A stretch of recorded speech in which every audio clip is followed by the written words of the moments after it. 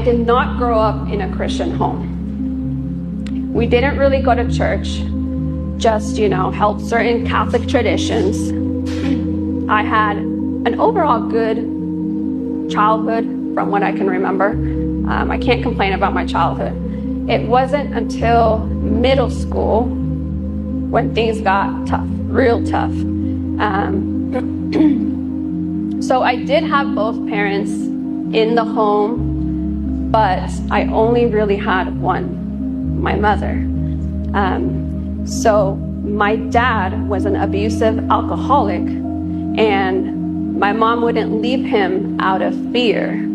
So it was so hard to make friends, not only because I was shy, but because of what was going on at home. I couldn't have friends over because my dad was always drunk. We could be walking in and we'd walk into this.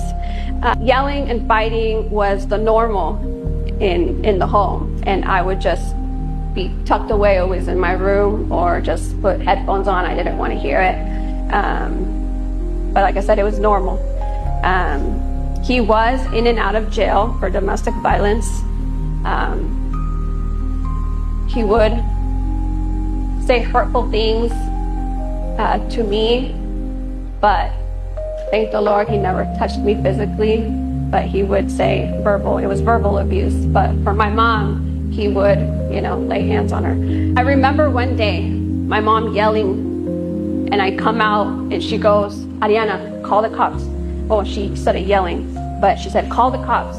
My younger brother and him were about to fight." And I was like, okay, that did crush me. I did not want to call the cops on my dad. I wanted to love my dad. I didn't really have that grudge yet towards him, and I just felt really sorry for him. But I did call the cops on him that night, and they did take him. But that just stayed with me, calling the cops on your own dad, and it just